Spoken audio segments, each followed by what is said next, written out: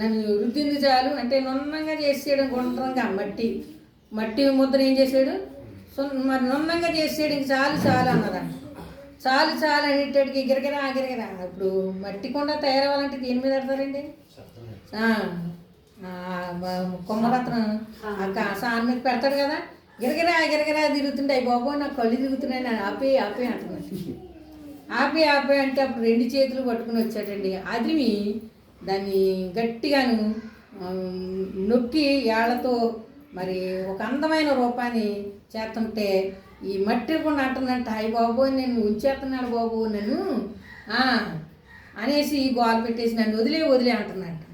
వదిలే అనేటట్టుగా ఆఖరికి ఒక రూపం వచ్చాక ఆ గిరగిరా తిప్పి ఆపేడటండి. ఆపిన కొంత సమయానికి అమ్మయ్య ఆగింది పర్లేదు ప్రాణం తెప్పిరెళ్ళిందని కళ్ళు తెరిచి చూసేటోడు గంట నిప్పుల్లో పెట్టాడట. ఎక్కడ పెట్టాడట? ఎందుకు? ఆ కొండ ఏమవ్వాలి? గట్టి పడాలి. ఇప్పుడు ఆ కొండ మట్టి కొండ ఎలా ఉంటుంది? మెత్తగా ఉంటుంది. ఇప్పుడు మట్టి కొండ ఏమవ్వాలి? గట్టి పడాలి. అమ్మయ్య పర్వాలేదు ఇంకా ఆపేసేటప్పుడు పర్లేదు బాగానే ఇంకా చాలు అనుకుని కళ్ళు తెరిచేటడికి మంట వస్తుంది కాపుతుంది ఏంటంటే కళ్ళు తెరిచేటట్టు ఎక్కడ ఉందంట? అగ్నిప్పులో ఉందంట, మంటల్లో ఉందంట. అయ్య బాబు ఇదేంటి ప్రభు నన్ను ఇలాగ కాల్చేత్తనం అంటే గట్టి పడ్డాను. కొంత సమయం కాల్చి తీసేటప్పుడు కంట అప్పుడు తీసి పక్కన పెట్టేటప్పుడు కంట దాన్ని చూసి ఇప్పుడు యేసు ప్రభు ఏం చేస్తున్నాడంట? నవ్వుకుంటున్నాడంట. ఏమైపోయింది ఇప్పుడు? అది పనికి వచ్చేది అయ్యింది. ఇప్పుడు అందులో నీరు పోసినా నిలవ ఉంటుంది, ఏది పోసినా అదేమవుతుంది? జాగ్రత్తగా ఉంటుంది, భద్రపరుస్తుంది. అది అందులో ఏం పోసినా ఇప్పుడు మట్టి కొండలోని మట్టిది తయారు చేసిన వెంటనే దాంట్లో నీరు పోతే ఏమవుతుందండి? అది మట్టి కరిగిపోతుంది. అందులో ఏం వేసినా ఏమవుతుంది? ఉపయోగంగా ఉండదు. అదే ఇప్పుడు కాల్చిన తర్వాత ఇప్పుడు దానిలో ఒక ఏ వస్తువు వేసినా, ఒక నీరు వేసినా, ఒక పచ్చడి పెట్టినా ఇన్నాళ్ళంటే ఇప్పుడు జాడీలు వస్తున్నాయి కానీ పూర్వం ఏం చేసేవారండి? పచ్చళ్ళు ఇప్పుడు పచ్చళ్ళు పెట్టినా ఇప్పుడు మళ్ళీ చూడండి చారులు పెడతారు కదా, ఆ చారులు కూడా ఇందులో పెడతారండి. ఆ కుండలో ఊరబెట్టి ఏది పెట్టినా ఇప్పుడు ఏమవుతుందండి? అది దాంట్లో మరి శ్రేష్టంగా తయారవుతుంది. కారణం ఏంటంటే మొట్టమొదటిగా అదేమైంది? నలపబడింది, గుద్దబడింది, మరి బాధించబడింది. తర్వాత ఏమైందండి? చక్రం మీద తెప్పబడింది, దాన్ని వంపులతో వచ్చాయి. తర్వాత ఏమైందంటే నిప్పులో కాల్చబడింది. ఇప్పుడు బయటకు వచ్చింది. ఇప్పుడు బయటకు వచ్చిన తర్వాత దానిలో ఏదేసినా, దానిలో ఏం పెట్టినా ఏమవుతుందండి? అది శ్రేష్టంగా ఉండదు, పాడైపోతుంది. ఎందు మీద పెట్టినా, ఎందులో వేసినా పాడైపోతుందేమో కానీ కాల్చబడిన కుండలో పెట్టింది ఎన్ని సంవత్సరాలు పెట్టినా ఏమవుతుందండి? అది శ్రేష్టంగా ఉంటుంది. కారణం ఏంటంటే అది ఏమైందంటే కాల్చబడింది మాట. ఇప్పుడు దాన్ని చూసి ప్రభు నవ్వుకుంటున్నారంట. ఎందుకంటే ఇప్పుడు మనం ఏమయ్యామంటే శ్రమలు వచ్చాయి, ఇబ్బందులు వచ్చాయి, శోధనలు వచ్చాయి, అయినా మనం ఏమయ్యామండి? నిలవబడ్డాము. ఇప్పుడు మనల్ని చూసి దేవుడు ఆనందిస్తాడు. అంటే ఆనందించే స్థితిలో మనల్ని దేవుడు నిలబెట్టాడు అన్నట్టు. ఇప్పుడు మనం చేసే ప్రార్థనలు శ్రమల్లో ఉన్నప్పుడే వస్తాయండి. ఆనందంగా ఉన్నప్పుడు వస్తాయి. నేను చెప్పాను కదా స్వరచేప గురించి. ఆనందంగా ఉన్నప్పుడు ప్రార్థన అవసరమా? ఏం ప్రార్థన? ఏం అవసరం లేదు. ఎందుకంటే ఆనందంగా ఉన్నాం, దేవుడు అన్నీ ఇచ్చేయడండి. ఏదో ప్రార్థన చేస్తాం కానీ ఏం ప్రార్థన రాదు? కన్నీటి ప్రార్థన రాదు, దుఃఖపడే ప్రార్థన రాదు. ఎవరన్నా ఏదన్నా చెప్తున్నారు అనుకోండి, మనకి ఎలా అనిపిస్తుంది అంటే మనకు అన్నీ ఆనందంగా ఉన్నారు కదా, ఈ వారి గురించి ప్రార్థన చేయమంటే మనకేం రాదండి? వేదన కలిగే ప్రార్థన రాదు. ఇప్పుడు శ్రమల గుండా నడిచాం, శ్రమలో నుండి దేవుడు తప్పించాడు, ఒక ఉన్నతమైన స్థితిలో నిలబడ్డాం. ఇప్పుడు ఎవరైనా వచ్చి మా పరిస్థితి బాగోలేదండి అంటే అప్పుడు ఏమంటామండి? నేను ఒకప్పుడు ఇలా అనుభవించిన దాన్నేనమ్మా, నేను ఒకప్పుడు ఇటువంటి శ్రమల గుండా వచ్చిన దాన్నే అని ఇప్పుడు మనం ఏం చేస్తామండి? కన్నీటితో ప్రార్థన చేస్తాం. అంటే ప్రార్థన ఎలా ఉండాలంటే చేసేటప్పుడు కూడా మనం ఏం చేయాలంటే పరిస్థితులను మార్చగలిగేటువంటి ప్రార్థన ఉండాలండి. పెదవులతో వచ్చే ప్రార్థన అది ఫలితం ఉండదు. ప్రార్థన ఎక్కడి నుంచి రావాలంట? హృదయంలో నుండి రావాలంట. అందుకే ప్రార్థన చేసేటప్పుడు కూడా ఏం పలుకుతున్నాము, మన నోటంటే ఏమొస్తుందో, వ్యర్థమైన మాటలు వస్తున్నాయా, పనికి వచ్చే మాటలు వస్తున్నాయా, ఏ మాటలు వస్తున్నాయో గ్రహించుకోవాలటండి. అందుకే ప్రార్థన చేసేటప్పుడు కూడా మనం ఏం చేయాలి? మొదటిగా ఏమి ఉండాలంటే జాగ్రత్తగా ఉండాలి. రెండోది ఎలా ఉండాలంట? మెలకువగలిగి ప్రార్థన చేయాలండి. ఈ 2 విషయాలు. మొదటి ఏమనాలండి?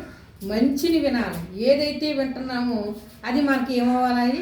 శ్రేష్టకరమైనదై ఉండాలి. అటువంటి వర్తమానం మనం ఏమన్నా వినాలి. రెండోది ఏంటంటే మనం చేసే ప్రార్థన విషయాల్లో జాగ్రత్తగా ఉండాలి. మన ఇష్టానుసారంగా ప్రార్థన మనకి ఏదో నోటుకు వస్తుంది, నేనేదో చేసేస్తున్నాను ప్రార్థన, అలా ఉండకూడదండి ఎప్పుడు కూడా ప్రార్థన. ఎందుకంటే ప్రార్థన ఎవరు వింటారండి?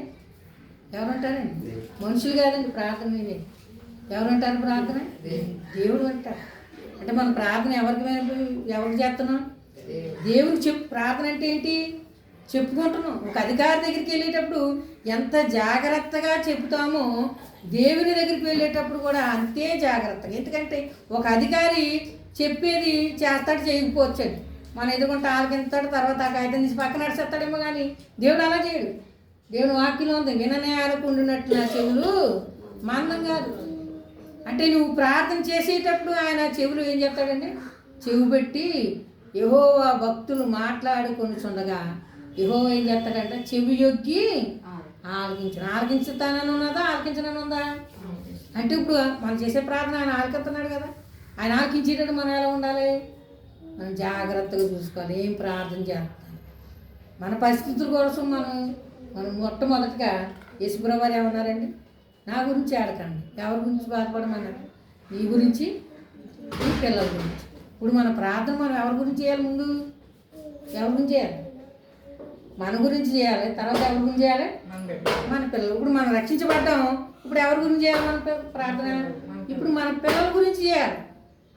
ఎందుకంటే ఆయన అన్నాడు కదా, మీ గురించి మీ పిల్లల గురించి ప్రార్థన మెలకువగలిగి ప్రార్థన చేయండి. మనం అడిగేది ప్రతిదీ కూడా దేవుడు ఇస్తాడండి, ఇవ్వకుండా ఉండడం. కానీ ఇచ్చేటప్పుడు ఏది అడుగుతున్నాం అని గ్రహించేది, ఆయన ఇచ్చేది ఏదైనాదో అది గ్రహించి అడిగి మనం పొందుకున్నాం అనుకోండి, అది మనకేమవుతుందంటే మరీ శ్రేష్టమైనదిగా ఉంటుంది అన్నమాట. అంటే మరి 7 విషయాల్లో దేవుడు జాగ్రత్తగా ఉండమన్నాడు. మొట్టమొదటిది ఏంటంటే వినే విషయంలో జాగ్రత్తగా ఉండమన్నాడు. అంటే వినడం మనం ఎలా ఉండాలంట? జాగ్రత్త కలిగి ఉండాలి. రెండవది ఏంటంటే ప్రార్థన. మిగిలి మరి రోజుకి 2 కింద చెప్తుంటాను ప్రార్థనలో మరి ధ్యానం చేయండి. ఎందుకంటే ఈ రోజు వార్తలు కూడా వార్తలే కాదండి, బోధలే కూడా ఎలా ఉంటున్నాయంటే ఇస్తేనే దేవుడు దీవెంతాడు అన్నట్టుగా ఉందండి. ఎలా ఉంటుంది? ఎలా ఉందండి దేవుడు మాటలు ఎలా ఉన్నాయి? ఇస్తేనే ఏమవుతాడంట? దేవుడు దీవిస్తాడంటాడు. మరి ఇచ్చిన వాళ్ళనే దీవించాడా? ఇవ్వని వాళ్ళని కూడా దీవించాడా? అంటే ఏం వింటున్నాం? అంటే మనకి పరిస్థితి ఏది వింటున్నాం? ఆ ఇచ్చే స్థితిలో మనం ఉంటే ఇంక దేవుని దగ్గరికి ఎవరు వస్తారండి? వస్తారా?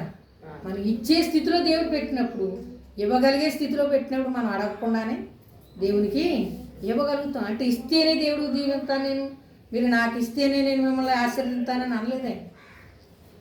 అందుకని మనం వినేది ఏదై ఉండాలంటే మనకి ఆశీర్వాదకరమైనటువంటి వర్తమానాన్ని మనం వింటుండాలి. దానివల్ల మన ఆత్మ ఏమవుతుండాలి? బలపడాలి తప్ప బలహీనం పడకూడదు. ఎదుటి వారిని కించిపరిచేటట్లుగా మనం ఉండకూడదు. అందుకని మనం వినేది ఏదై ఉండాలో అది గ్రహించుకోవాలి. రెండవది ఏంటంటే ఏం ప్రార్థన చేస్తున్నాము, దేవుని సన్నిధిలో సరిగా ప్రార్థన చేస్తున్నామా లేదా, ఆ ప్రార్థన చేసినప్పుడు అవి పొందుకుంటున్నామా లేదా, అది 2 కూడా మనం గ్రహించినట్లయితే సరైన ప్రార్థన దేవుని సన్నిధిలో మనం చేస్తే తప్పకుండా గంటల ప్రార్థన అక్కర్వద్దండి. యెహోషువ గారు ప్రార్థన చేశారండి. ఏం చేపు చేశారండి? సూర్యుని చంద్రుడిని ఆగిపోమని ఏం చేపు చేశారండి? మరి సింహాల బోన్లో ప్రార్థన చేశారండి. దానియేలు గారు ఏం చేపు చేశారు ప్రార్థన? షడ్రకు మేషకు అబేద్నెగోలు అగ్నిగుండంలో ప్రార్థన చేశారు. ఎంతసేపు చేశారు ప్రార్థన? గంటలు కాదండి. మేము చేసే ప్రార్థన చేసే విధంగా ఎలా చేస్తున్నామని ఎప్పుడైతే మనం చేసే ప్రార్థన విషయంలో జాగ్రత్త కలిగి ఉంటామో ఆ ప్రార్థనకి తప్పకుండా దేవుడు ఏం చేస్తాడు?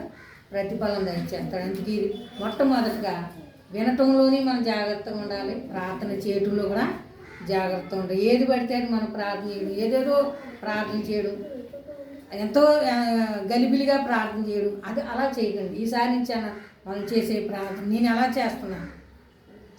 ఒకసారి మరి కిరణ్ బాబాయ్ గారు ఏమన్నారంటే మనం మాట్లాడే ప్రతి మాట వీడియో చేసుకున్నట్టండి వాళ్ళకింతే అర్థమవుతుంది అటండి. మనం మాట్లాడి మాటలు ఎన్ని లోపల ఎలా ఉంటాయండి.